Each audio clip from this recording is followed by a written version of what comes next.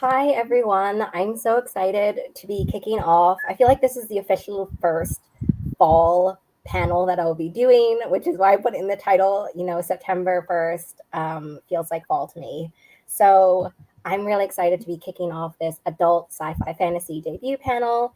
Just a note about me. My name is Lily. I'm the moderator for this panel, and I'm kind of just like the face behind Utopia State of Mind on the internet. We're going to have our lovely panelists introduce themselves, talk about their books. At the end, we'll have some time for questions. So if you have any, please feel free to drop them in the chat. And I will let us all introduce ourselves because I have so many questions. Ivor, do you want to start? Sure. Hi. Hello, I'm Mahiba Kosun. I'm the author of Forged by Blood. I should have just brought a copy of the book so I could just hold it up and so you could see. See, Lily has a copy. Thank you so much, Lily. And I'm excited to be here today. I love fantasy and sci-fi. And you might see some genre shifts into speculative mystery thriller, hinted, and contemporary every now and then. But I love to mix it up. And my whole I write because I write for just all of us who have picked up books and we've wanted to see ourselves and we've wanted to feel like loved and cared for and complex. And yeah, that's why I'm here, why I write. Hi, everyone. My name is Prerna Verma. I'm the author of The Phoenix King. Yay, we're twinning. I love it. The Phoenix King is a sci-fi fantasy that's inspired by India and Hinduism. And I am a big lover of just myth and myth lore, but I'm also a big lover of POCs who misbehave and do not fit the I don't think that is something that we should be confined to, especially in our stories. So I like to write stories where POC characters are misbehaving, they're morally gray, and they unapologetically take up space. So that's what you see in my books. Hi, I'm Kemi Ashingiwa. I'm the author of The Splinter in the Sky. Thank you, because I don't have a copy on hand. It is about a tea specialist turned assassin who embarks on a quest to rescue her sibling after they're kidnapped by Imperial agents. It was inspired by my love of tea and my desire to write about a story that tackled with colonialism and imperialism, specifically that related to the cultures that I'm descended from and that my multicultural family is descended from. So yeah, excited to be here. I wanted to start off the panel with like a pretty basic question. I'm sure you all have been asked this question 5 million times, but because part of the theme is debut books, I wanted to talk about everyone's journey to publication and also release, and what is a surprising experience that you've had since release as well. Abor, do you want to start because you were the first one to do intros? No, sure, absolutely. I was going to say first that it's actually awesome because the three of us wrote very interesting, like anti-colonial, post-colonial books. So that's just like an interesting theme.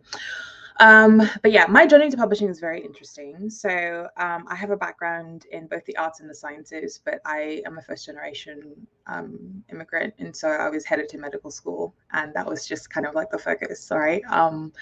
I would write poetry that would be published, and then my parents would be like, yes, but she's going to be a surgeon one day, and that's the focus, right? So I did the very dishonorable thing, and I mean dishonorable thing because I almost got like cut off from the family when I did this, of just doing my med school interviews, getting my acceptances, starting, and then being like, actually, I want to go off and become a writer.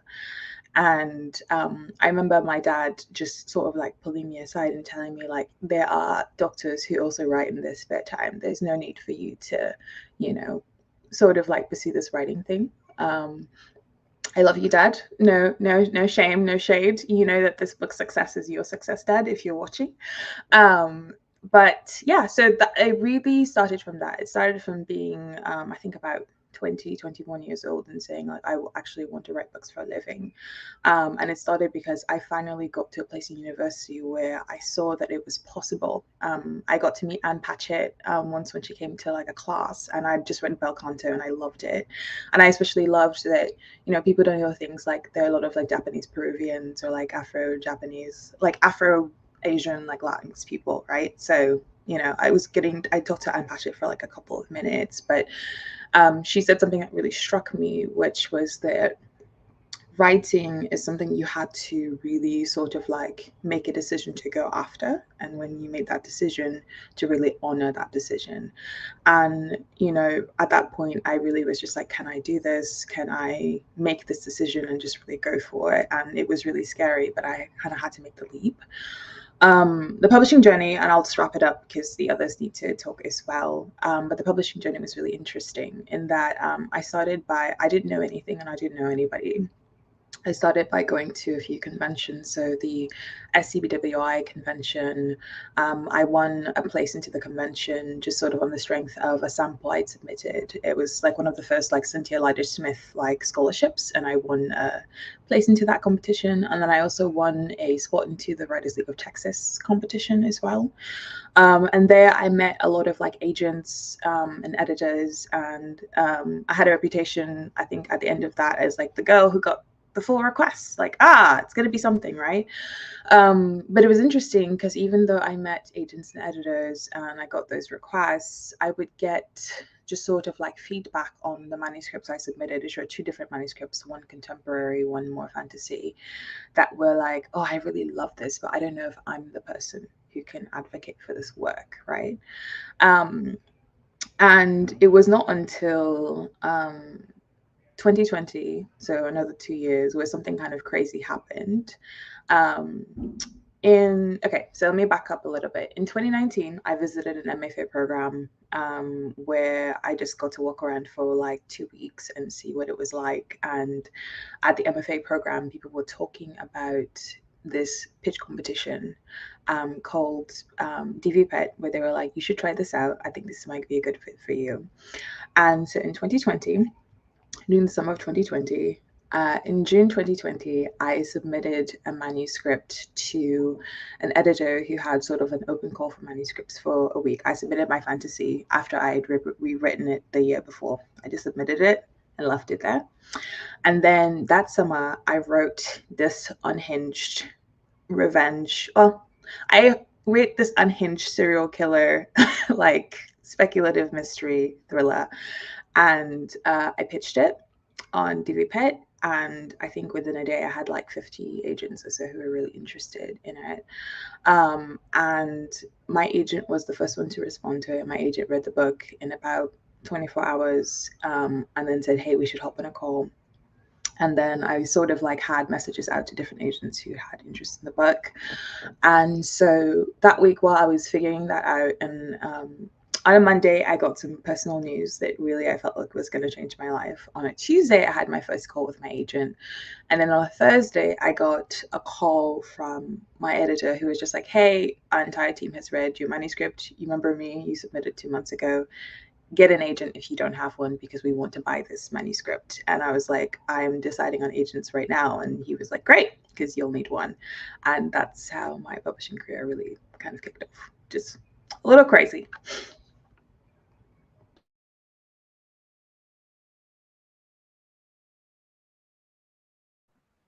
Should I go? Should I go next? Sorry. I was looking back because my cat was trying to get out the room. So she was like propping open the door and she was like yowling. So if there's any interruptions, blame my cat. My publishing journey is also unique. It's really interesting to hear everyone's publishing journey, because you would think like, you know, the traditional way was like you cold query, you get an agent, like, you know, you go on submission, you eventually get an editor, like you get a deal and then you go publish.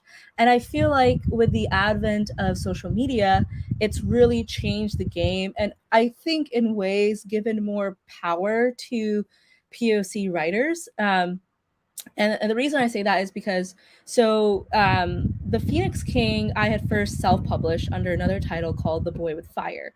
And I had written, I had the story idea for over 13 years, and it evolved and changed as I grew and evolved. And it wasn't until March 2020 when, the world was shut down, we were stuck inside, it was a pandemic. I decided to, I keep kicking this can down the road. It's like what he said about writing is something that you choose to do every single day. And I remember that day, like I chose to finally write this book. It's a conscious decision. And I've never drafted anything so quickly. I drafted in 4 months. It was a fever dream. And I decided to self-publish as I started to learn more about traditional publishing. Again, I came in knowing nothing. I wasn't on book Twitter. I wasn't on book talk. I wasn't on Bookstagram. I was just like a uneducated literary person who just wanted to write a book and put it out there. And when I started to learn about all these gatekeepers of how many yeses you need to get before you get a book, it just sounded so exhausting. And I think the general consensus, or some of the things that I felt during the pandemic, was there was the quit movement where people were quitting jobs they disliked. There's a lot more power to the worker. And I decided, in that moment, I'm going to give myself a year and a half to just self-publish my book. If it does well, great. I did it. If it doesn't, that's okay. I'll learn something. I can always, redraft it, change it up, try traditional publishing. I luckily, it worked. I ran this Indiegogo campaign, which is kind of like a Kickstarter to help fund the book. It takes about $6,000 to self-publish a book. And I'd only publish an ebook and a paperback. I couldn't afford hardcover or an audiobook. I just didn't have the means. But luckily, I worked with great editors, and the book came out August 31st, 2021 as The Boy with Fire. And it quickly gained a lot of appreciation and popularity on TikTok. I come from a marketing experience, so that definitely helped in helping me put the book out there. And by, I would say, November, I started to hear rumblings from Orbit. So what people may not know is that Orbit kind of keeps tabs on self-published books in SFF that are doing well. They have a running list of titles. And when editors have free time, which I don't know when they ever do, they will scout these books and consider bringing into acquisitions. And I remember seeing one Orbit editor say that she was looking for South Asian and Southeast Asian fantasies. So I messaged her. I was like, I have this book, media coverage from NBC News, Fox News, all these outlets. And she was like, actually, Priyanka, who is my editor, is already reading it. You should probably talk to her. So lo and behold, she was already reading it. I emailed her. She was like, I have the ebook. I'm reading in the middle of it. Give me some time. She read it over the weekend, and on Monday she was like, I remember telling my friends, is this a good response or is this a bad response? And she said, I'm reading this book and it feels so warm and familiar. And I love Alina and I'm rooting for her. And I love Yasin, but sometimes I wanna hug him and shake him by the shoulders. So I was like, to my friends, is that a good reaction or is this a bad reaction? Luckily, it was a really good one. And she kept hinting, you should get an agent, if you need me to help you connect with agents, let me know.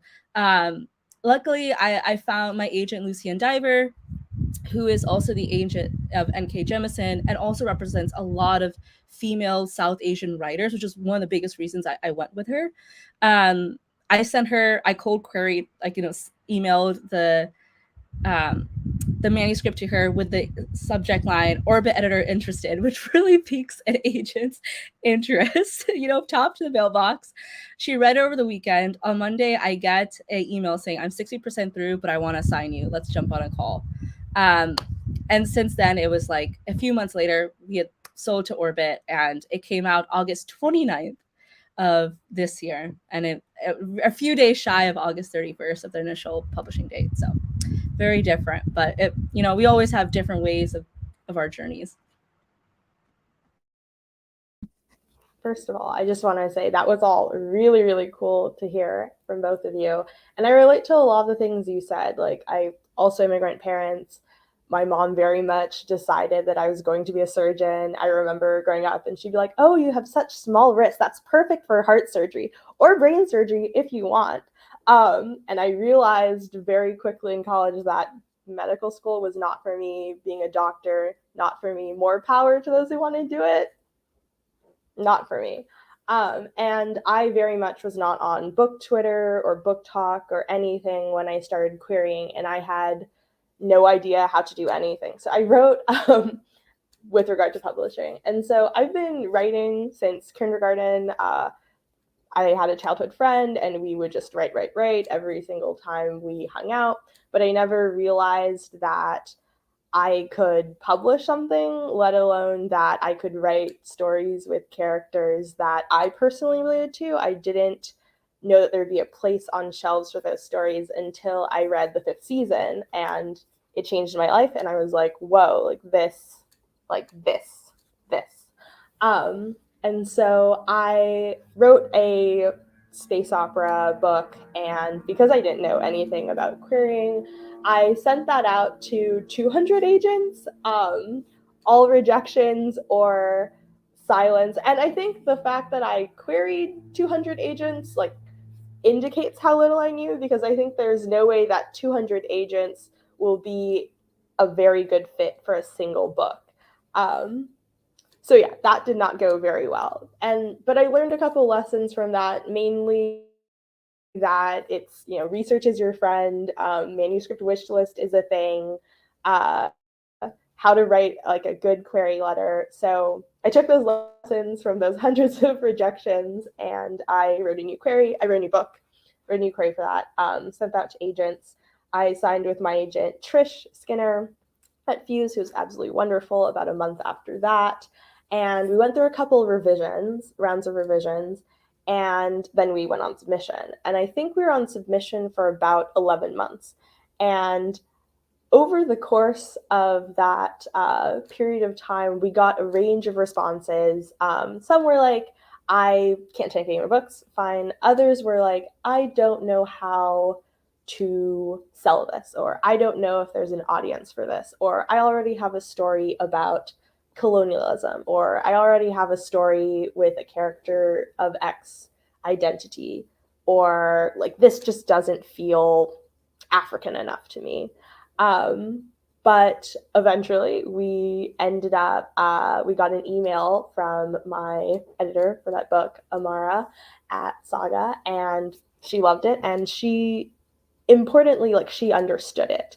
And it was very clear during the revisions process with her that she had felt the feelings I was trying to express. And while I was writing, I was really nervous about just saying what I wanted to say, because I didn't want to, be inflammatory or step on anyone's toes. And she basically told me that, the things that I should just say what I wanted to say. I should express the feelings that I wanted to express. I should just call out the things that I wanted to call out. For example, the fact that like a lot of museums, a lot of powerful Western museums, the way in which they acquire many of their holdings is through incredibly nefarious means. And she told me to just run with it, and I did. And we did revisions, the book came out, and I'm just really grateful to have it out now. But yeah, it was definitely, publishing is an interesting experience for sure. Yeah, but I'm really glad to have found people who are so supportive and kind and wonderful. So, yeah. Yeah, I echo everyone's comments about like certain comments about their work.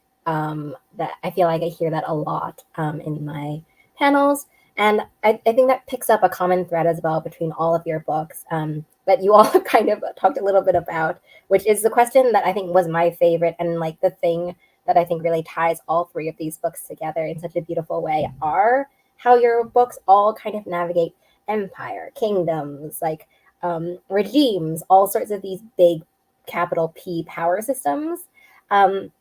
I would love if all of you could talk about the themes of rebellion, on a personal character levels and also broader story / world levels. So, Ivor, do you want to start? Because you started when you first said anti-colonial, and then I was like, yes, I have to go back to that. Oh gosh. So I've had just the immense and wonderful privilege of getting to read also. I've read Kemi's The Splinter in the Sky, and I'm reading The Phoenix King at the moment.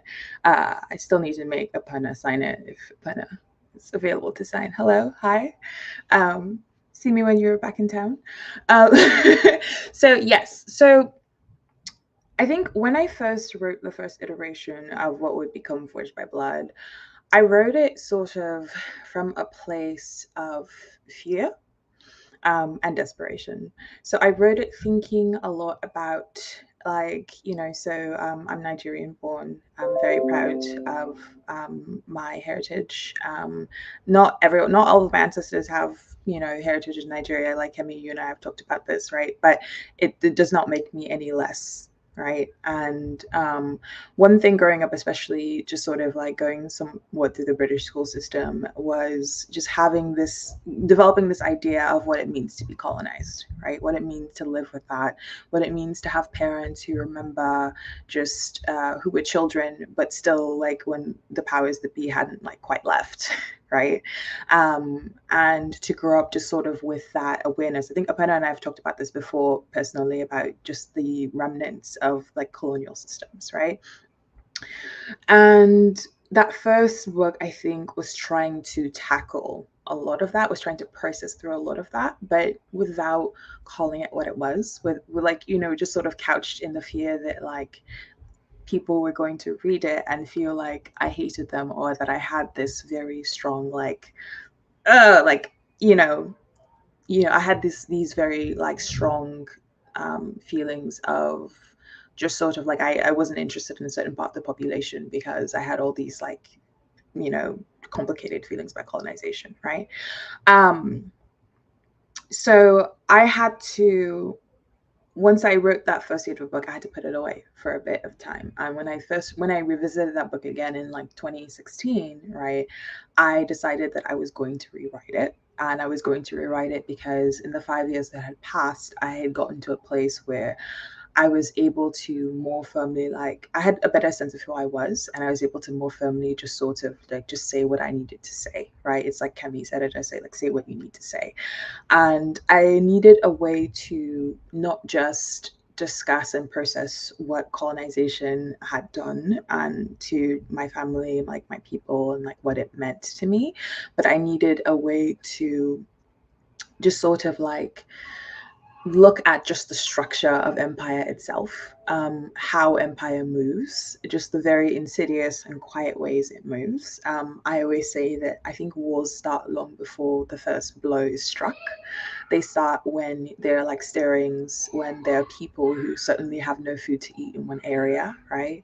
They start when, you have scarcity, and people start pointing fingers and start wondering, and people are afraid of making certain marriages to other people, and suddenly people become ashamed of their languages and their customs or their culture, and they try to see it as something that doesn't need to exist, because colonization really starts with the colonization of the mind, right? And so really working on this book was like unpacking a lot of that, unpacking how it moves in language, how it moves in just like thought, how it moves where you have two people who might share a lot of the same like cultural markers, but there's like a power matrix, right? Where one person, because they experience this, don't necessarily feel the need to change the status quo, whereas somebody else who's experiencing this, for them, if the status quo doesn't change, it's a life or death situation, right? And I think like when I began to do that, the words began to flow, right? I was able to really just like rewrite the novel like really relatively quickly, because I was finally, I think, being more truthful. I think there's an Ursula K. Le Guin quote about writing is kind of like hanging a picture, right? It's like trying to hang a picture appropriately. It's like trying to be more honest. you can step back from this picture and like you can tell when it's like slightly askew or something, and nothing no one tells you will quite help you find what you need, right? And you just have to like keep adjusting until you get to the point where you're like, I think this is the act, this is what I'm looking for, right? So yeah, all of that is to say that it was really important to me to take that time to let that book sit and to really just sort of like explore all of these things, because I think that to be able to deal with the trauma of colonization, to be able to heal from it, to be able to imagine a future in which we move away from colonial ways of thinking, right? We have to confront it. We have to look at our histories. We have to look at the effects on like the people, and process it in like a myriad of ways, right? Through books, through films, through culture. And as we gain more of an understanding of it from all those different lenses, we can move more and more towards like anti-colonial ways of thinking. So, because, you know, books and all of that are like a safe space to like look at all of that. So I'm going to pass it off to Apuna or Kemi. Yeah, I can go next, and I want to echo what he said about this process of unlearning. I remember, so I always get this question of like, I wish I had a copy. I actually have a big ass like poster of the Boy with Fire cover like right above my desk that I got laminated like FedEx, and I wish I could like hold up the Boy with Fire compared to the Phoenix King, because the Phoenix King, she's chonky, like she's a chonky flappy paperback, and I love her. And compared to the Boy with Fire was like slimmer, like, you know, it wasn't. The Phoenix King is 30,000 words longer. I think it allowed me the space and the courage to go deeper into the issues that I was just tiptoeing about in The Boy with Fire. And I really, I think it was just a process of time. It was a process of receiving critiques from my editor, but also the space and the support from my editor saying that if you want, like, write the story that you want it to be written, like, don't hold yourself back. And that was very empowering for me because I needed to hear that. One of the things that the Phoenix King talks about, and one topic that is very personal to me, is religion. I'm a practicing Hindu, and the Phoenix King deals a lot, is largely inspired by Hinduism, particularly the goddesses in Hinduism, Ma Kali and Durga Ma, who are the warrior goddesses. And it speaks to religious nationalism, which is something that we've seen in the United States, in India, in so many countries. And I remember when I started writing about the religious group in the Phoenix King called the Gold Caps. They were first called the Red Caps, and my editor was like, that's a little too on the nose for Trump. I was like, you are right. I'm going to call them Gold Caps. I didn't really have the space to criticize some of their actions, but also the idea of like mob mentality. So I think when it comes to religion, religion itself is a system of belief, which I personally believe is different from the belief itself. Religion is the way how we interpret texts. It's a way how we practice its customs, its traditions, but it's not a true reflection of the belief itself because it's how we interpret it. And I think in some ways humans interpret religion as a means for power and a means to continue and keeping power, which is what happens in the Phoenix King. One of the main characters is a tyrant religious king, and he very maliciously, but in his mind, not maliciously, uses religion as a way to keep power and maintain the power of his throne and for his heir. And I think when we think about our leaders and what we ask of them, I think a reader told me this question, and I thought this was amazing. They said when they were reading the book, one of the questions that kept coming up for them was like, what's the difference between a good leader and a necessary, effective leader? And I was like, that very clearly applies to Alina and Leo's characters, because they are given this religious throne and they do not necessarily believe in the religion itself. Like, what do you happen when your whole power was based off of this religion that you don't quite believe in? And I think this speaks to our own ideas of faith. Like, some of us might be more believers than others, some might be more dabbling, and I think it's a very personal journey.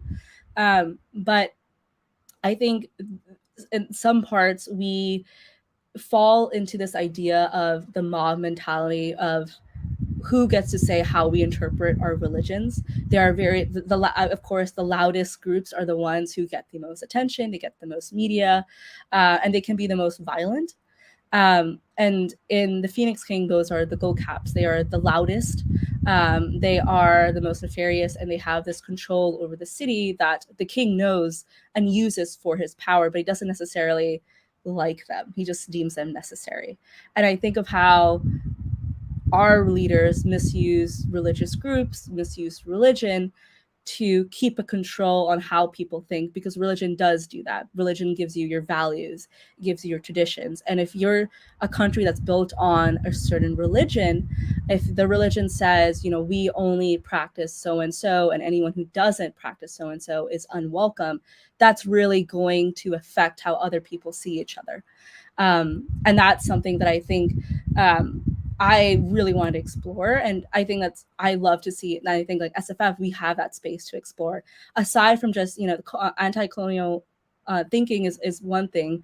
But I also wanted to see more about the religious thinking, because that does come with colonialism, and it does come with how we see and interpret ourselves. Yeah, the Splinter in the Sky was not. I did not find it an easy book to write at all, because I was writing from my family stories. As Effie said, our parents were born in an era where colonialism still had its fingers dug deep into their countries, and like Ashing, for example, in my name, like that comes from Hua Ching, but British officials couldn't pronounce it, so they forced my grandfather, who had immigrated from China, to change his last name to Ashik, for example. And colonialism absolutely still exists in many ways. We've just, I think, as a society, many of us have gotten really good at acting or pretending otherwise. And it was not an easy book to write. Over the pandemic, I found myself with a lot of chunks of unstructured time, and I decided that I needed to know all of the things that were going on in the world at the time, which is, of course, in retrospect, very naive. But I would wake up. I subscribed to the New York Times and the Times and the LA Times, and whenever I woke up, I'd read all the articles in my inbox, and then I would go to Zoom University, and then I would watch the news with my mom after class and after I'd done my homework, and then I would doom scroll on Twitter for 4 hours, and I'd go to bed and do it all over again. So I was just absorbing a lot of negativity. I was learning a lot of history, like really awful, nefarious history that I had not learned in class, because a lot of these things they just don't teach about. And I was really angry, actually. But I didn't feel comfortable expressing those feelings fully in the story. One thing I love about the fifth season is that it just discusses rage in a way that just feels so real and deep.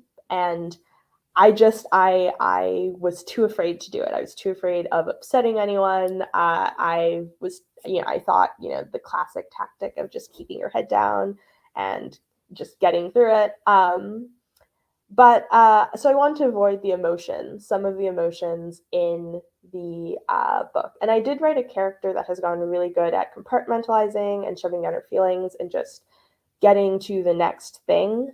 But one thing that came out in revisions is that I needed to express her feelings better, because the thing about like rebellions and empire and colonialism is that everyone wants these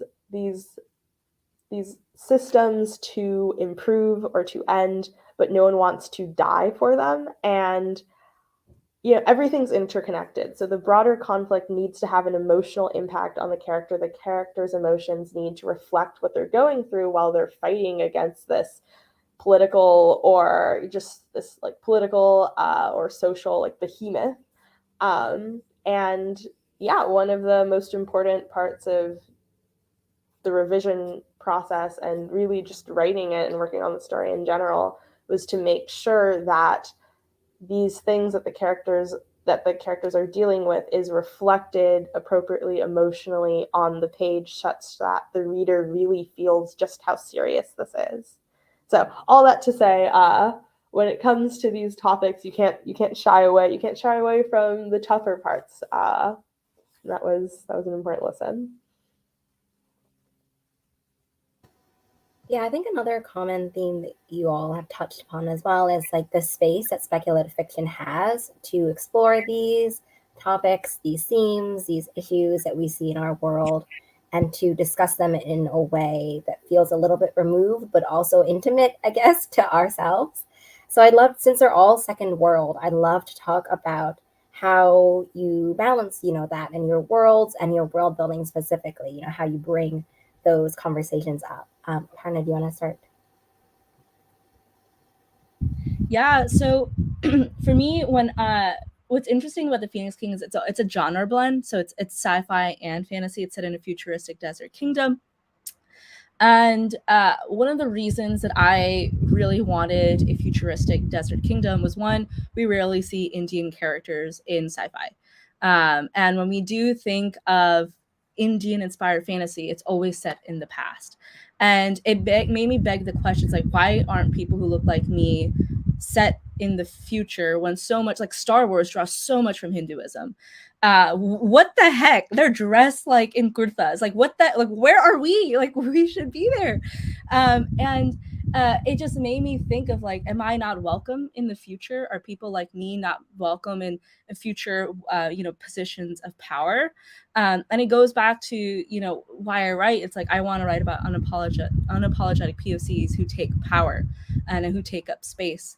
And so when I was writing the world of the Phoenix King, I made a conscious decision of like, I want to blend sci-fi and fantasy, one, because I want to see people like me in the future, but also I think the present moment is always a blend of the past and the future. Like, we're literally talking on Zoom or like StreamYard on YouTube. We're not in the same place. We're on a laptop, and yet we still have our systems of belief. Like, religions are centuries and centuries old, and yet they're still an integral part of who we are and how we operate in this world. So it just seemed the most common sense to me. It was like, why in a futuristic kingdom, why wouldn't there be a archaic or traditional religion? Because we're doing the same darn thing right now, and we have like electric cars and we're talking on the computer. So that was kind of like one of the main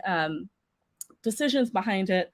In terms of the religion and the systems of belief that I created in the Phoenix King, I talked a little bit earlier about Hinduism and being a practicing active Hindu, is that one, I found that when there are stories inspired by India, when it comes to the goddesses have mostly, from what I've seen, been portrayed as vengeful femme fatales.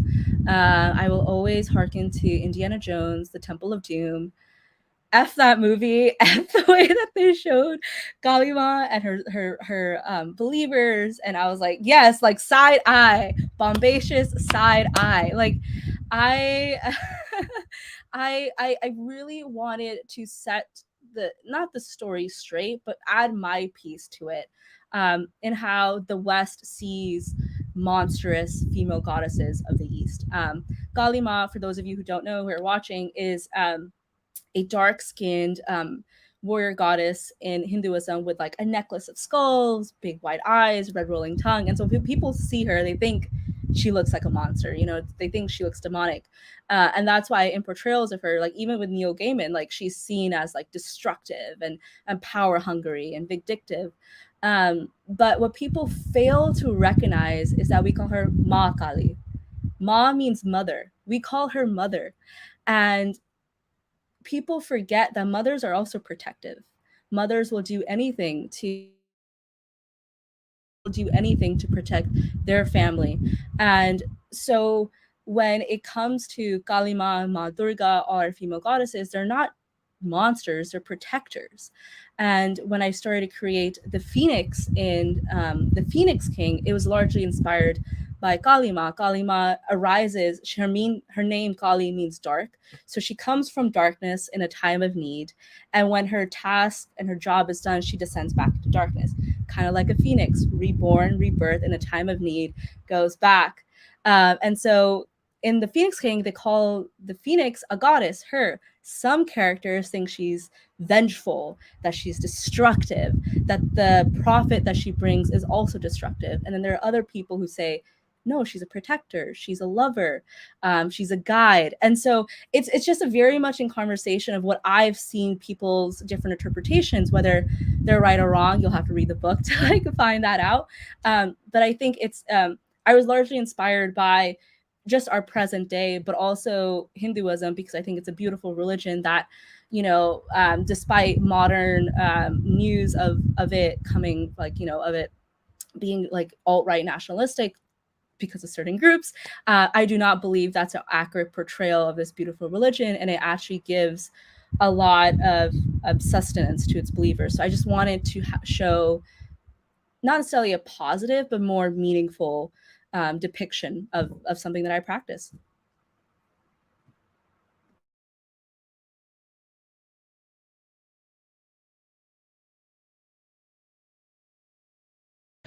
Should I just? I'll just jump in, and because actually, funnily enough, Kemi and I have we have these like sometimes like write chats where we'll like hang out online and like write, and then we'll just chat about stuff back and forth.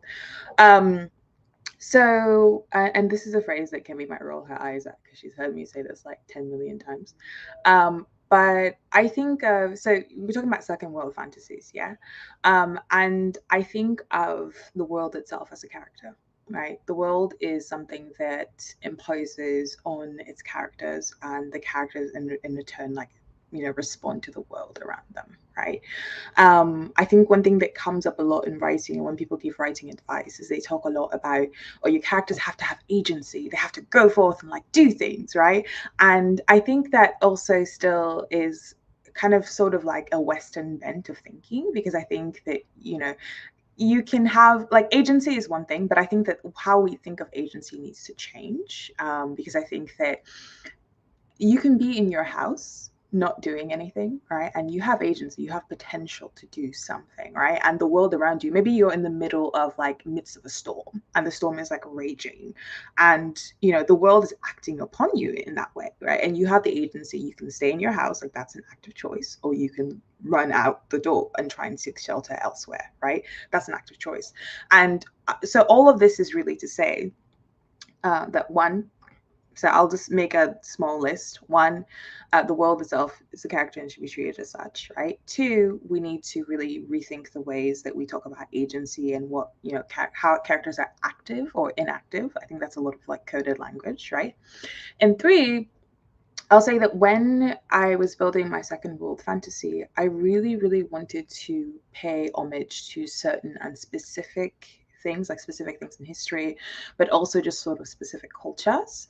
And I wanted to pay attention to that, not just because, you know, I mean, I wanted things to be reflected on the page, but I also really wanted to really dive into this conversation about like the world and the people in it and how we interact and how we create just these systems that create these like power matrices, right? Matrices rather, that like we respond to, right? So it really was going back to the question of like empire for me. Like, how does empire like move and operate, right? How could it be that someone who lives half the world from you, who has a very different experience, a very different life, who doesn't even look like you, could experience the same things you experience, right? How does it, like, what does it take to create people who believe that colonization works, right? Does everybody who shares that identity believe that? If they do, why? If they don't, why? Right? And to Perna's discussion about like religion, right? How do our systems of belief, our ways of interacting with the world, our languages, how do they lend to creating these situations that we end up in, right? So for me, it really was, writing this fantasy was really about asking, and building that second world is really about asking a lot of questions, right? All of these questions.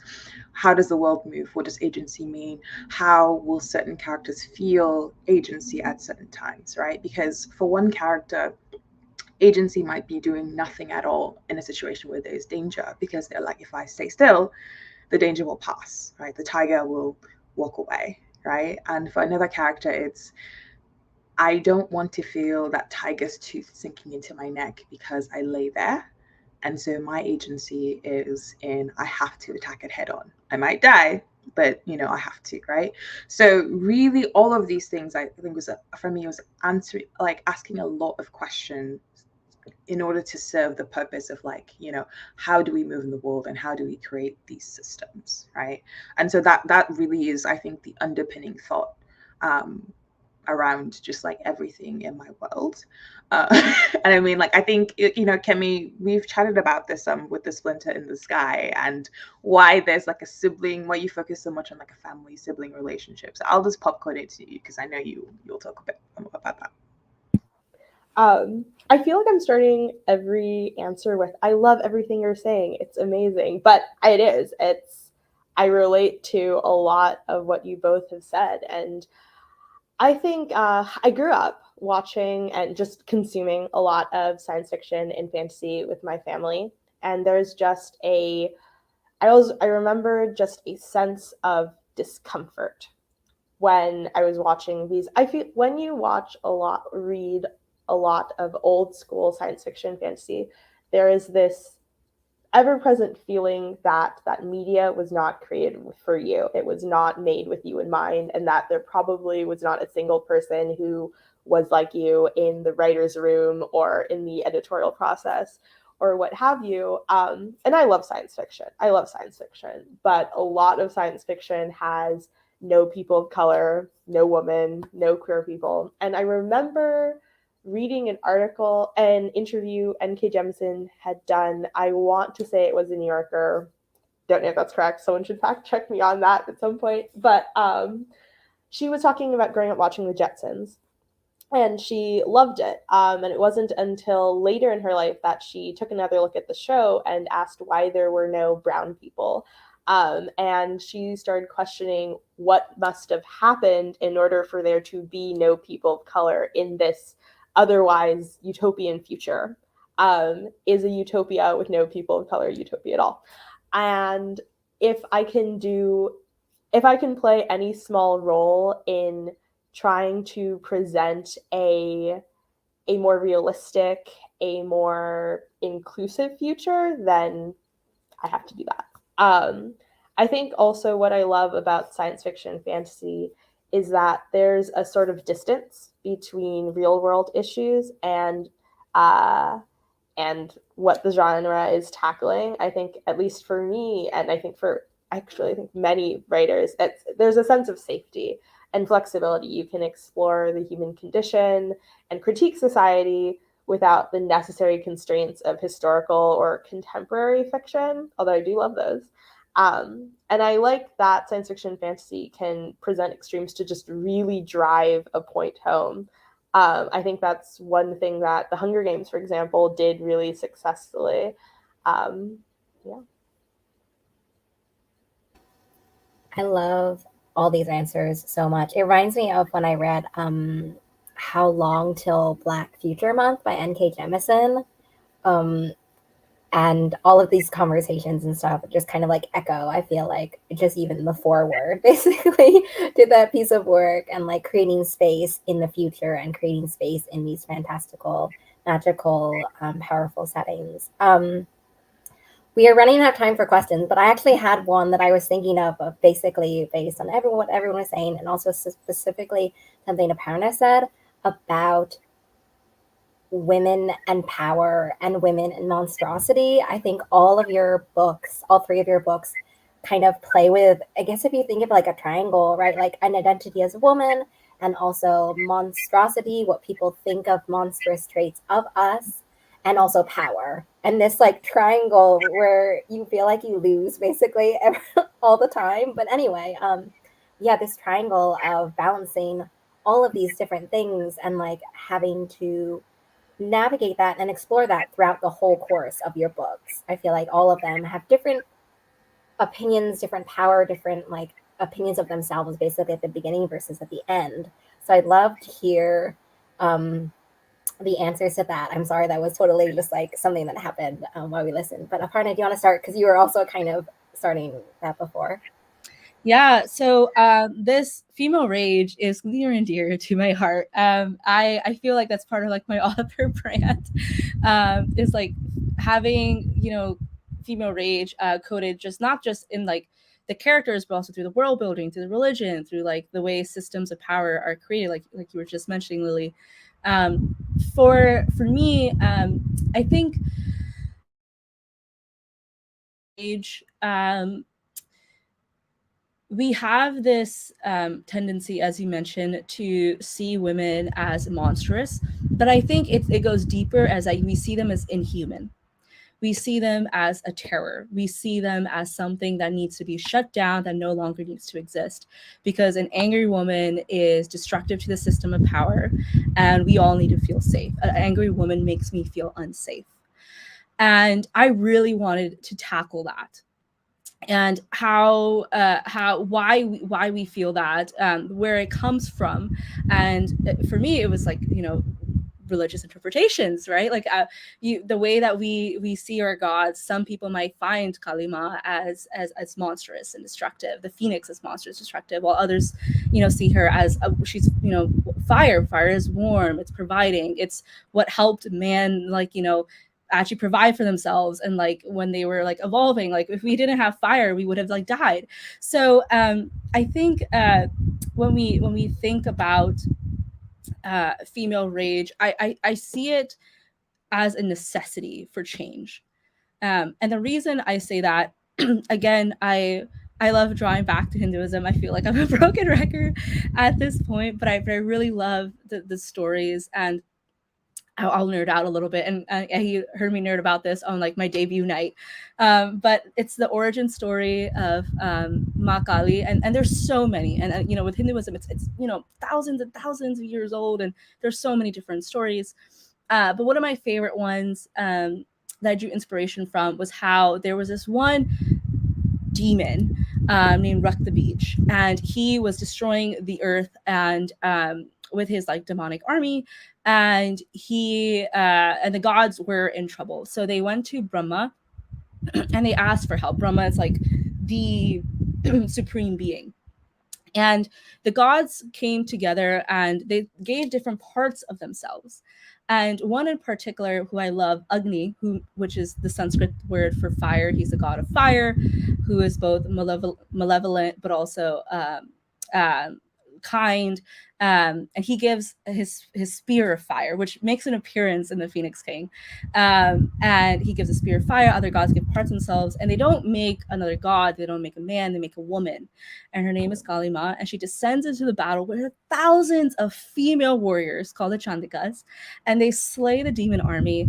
And Kalima makes the ultimate, I would say, sacrifice in that she cuts off Rakta Beach's head and drinks his blood, so that he doesn't regenerate, because whenever a drop of his blood would hit the earth, he would regenerate and come back. And so that was why he was indefeatable. But she defeated him. And she went into such a rampant rage at the end that she started to destroy everything. And it wasn't until her male consort, Lord Shiva, laid down on her feet, and she realized she was about to stomp him, that she stopped herself. And I want to make something very clear. It wasn't him who stopped her. It was her. It was her own realization that she was going to continue destroying the one thing that she loved the most. So she stopped herself. So I think when people think of female rage, they think of it as uncontrollable. They think it's like, you know, it's demonic. It's destructive. It's like a wildfire, but it's also necessary for peace, and it can be stopped and used as a tool, which Kalima perfectly exhibits. So when I wrote Alina's character, one thing I really wanted to make sure is that, yes, she can be wild and destructive, but it's always a means to an end. She can, in some situations, learn how to control that power, and is in that process controlling that power because she knows when and where to stop. Now, is it, we may not agree why, when she needs to stop, like, like that's where, we can have our differences, but she knows the pain, she knows the consequences of her actions. And I think that's one thing I really wanted to make clear, is like, female rage isn't like a mindless act. It's very calculated. It's very calculating, and it's a tool. And so that's kind of why I love it, and the Phoenix King is just imbued with it.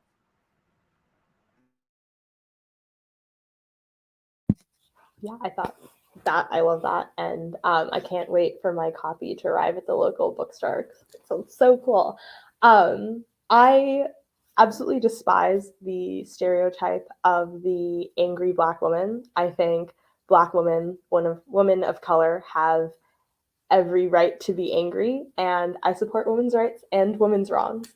And I think one thing that I realized, especially working with my agent and my editor on The Splinter in the Sky, was that anger is not only just a really fun emotion to write, but as you've said, it's a tool. It's a tool for change. It's a tool for forcing the system, the enemy, the opposition into understanding and seeing and sympathizing in many ways. And I do believe that systems that fail their people, that fail half of their people, that fail a quarter of their people, should not be allowed to persist comfortably as they are. And I really liked what you said, Ehi, about about characters and incentive, and how they and are pushed to have agency. That's the word I'm looking for. And I think I like reading about anger, and I also like how anger contrasts with sorrow. I think anger is a very it can often be a very motivating feeling, whereas sadness is often a quieter feeling. And I think in writing the contrast between these two things that the main character in The Splinter Sky Anytime is feeling, um, I was able to kind of explore what it's like to be so angry that you just have to fight, and so angry that you can't do anything, and then also just so sad that you can't do anything. And I think in many ways, characters and people that are just faced with impossible odds, sometimes it's just enough to exist. I don't think I think it's unreasonable in many ways to ask all people to fight constantly, because it is exhausting.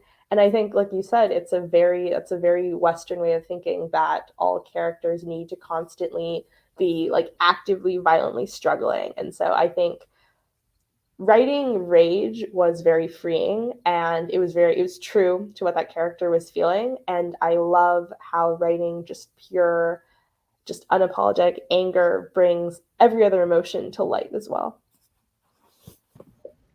Oh yeah, I mean, we could talk about this for days, and I'm laughing because the Opona and I have had a lot of discussions about female rage, and it's kind of fun. So I'm going to actually tell a little bit of a funny story, and then I'll segue into answering the question. So I was on a panel at a convention that it's a really amazing convention. This is not indicative of the convention as a whole, but it's a convention called Armadillo Con. It's been going on for years. It's a sci-fi fantasy convention in Austin where you just come for a weekend and really, like, we've had a lot of really awesome people come through and discuss. Like, we had Sequoia Nagamatsu this year. We had Rebecca Roanhorse like 4 years ago, an absolute powerhouse of a person. Like, please pick up Black Sun if you haven't, like, masterclass. But yeah, so I was on a panel once at this convention last year. Actually, this is the convention I think Opana and I met, and I was on a panel about power dynamics. And I was the only person of color on the panel, and the only woman, and the only person without a microphone. And yeah, and people were asking questions about power dynamics. And somebody to my left was talking about women having soft power and using sort of our seductive wiles to get what we wanted. And they were talking about it in the context of sex work and just I'm not even gonna go too far into it. And I just was sitting on this panel without a microphone, just holding on for a minute, because I was just like, okay, I have something to say, but I need to just kind of give it a minute. And then before I could say anything, an audience member stood up and said, you know, it's so funny we're talking about power dynamics, because we can see one playing out on this panel right at this very moment, where she doesn't have a microphone and none of y'all have noticed, and y'all are just talking, and she's there. And then, you know, I got the microphone because I wanted to talk about this idea of like soft power, right? And why people seem to think that women are just temptresses lying in wait to just like, we, you know, this is the soft power that can really like do something. So when it comes to female rage, I'm going to say just a couple of things. One, I think it's less about rage and more about power at the end of the day. I think that people become very suspicious when certain people have power, people that they feel don't deserve to have power. So, for example, if you have when Obi-Wan Kenobi is angry or when he does something, we're like, yeah, he must have had a good reason, right? But you know, when you have somebody else who's a woman who kind of operates in that same way. Like, I'll give an example, like Ikenna Amari from Annie Davenport's The Blood Trials, right? People respond with this sort of like, okay, like, why is she so arrogant and why is she so angry all the time? And like, I don't like this, right? There's just this sort of inherent suspicion for what will these people that we don't think should have this thing do with this thing, right? And so for me, it's not like I'll say that I think that anger is actually the emotion of desire.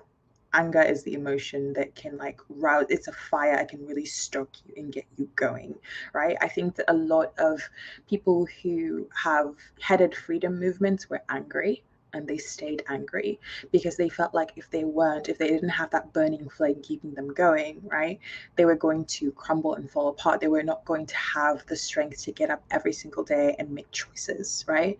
But I think that fires burn really, really hot, and then they also they die, right? And if you noticed, I think a running trend for every single person who's like a freedom fighter, the moment something quenches that flame, like a lot of freedom fighters like die early because it's consuming, right? It's a lot to be angry all the time, right? I think this is the thing where when I opened the Poppy War for the first time, I was just like, oh, baby girl's gonna die. I'm sorry if this is a spoiler, but like I felt like there was no way for her to live with all that was inside her. It was going to consume her from the get-go. And I felt that because there's only so much you can do with like constant war and constant, you know, and I think it takes a certain amount of like imagination and a certain amount of hope to think about how to create a future, right? And I think that anger has a place in that future, and anger has a place in, like Aparna said, like building that, right? Building the movement, the platform. But I think that we also, like, the general is not always the best like leader, right? The general has his place, but really somebody who understands the general and who can hold that flame but in a way that is sustainable is somebody who can actually like lead into peace, right? So with Forged by Blood, then this is not to say that like Demi is not angry. My main character is not angry. In fact, when you pick up book 2, you might be like, oh, I thought we were good, but are we not good? Spoilers, or maybe not. But basically, I feel that at the heart of it, it's less about female rage and more about people allowing women to exist with power. It's about people getting comfortable with the idea that, you know, women are like, you know, we can be fierce protectors, right? We can hold all these things in ourselves. We are multifaceted. We are human beings, right? Like, just as you will allow this man to be monstrous and angry and make all these terrible decisions, like, women are capable of doing the same things, like, and we're not just like evil for doing it, right? But at the end of the day, I think we need to interrogate and think very, very deeply about what ideas we have about what, like, who we deem is appropriate to hold power itself, right? Because I think that's really what's underpinning all of this, right? Is I think that we have this idea that, you know, some people who have a certain gender and look a certain way are appropriate to hold power, and everyone else who is like a degree or multiple degrees removed from that, like, they, you know what I mean, they become the monsters, right? Because I mean, if you think about it, think about something like Braveheart, right? Braveheart, the movie, right? The idea is that this man is like a freedom fighter, and like, I tell you that you put Braveheart on and there will be so many people who will be like standing in the ends, like clapping. And I'm like, yes, but he's just murdered all these people, right? Yeah. But change that character. Make this man like darker, or make it a woman, right? Or like make it like the, you know, make it Elena, right? Ravens, right? And all of a sudden there's just this fear of like, well, what's gonna happen? What's she gonna do with this, right? Is this Ren from the Poppy War again? Like, do we need to be scared? Like, is she gonna burn us all down to the ground? Like, what's happening, right? So yeah, I mean, I think, yeah, at the end of the day, at the heart of it, I think we have to have more conversations about the idea of power and who gets to wield it. That's my hedging answer. That's it.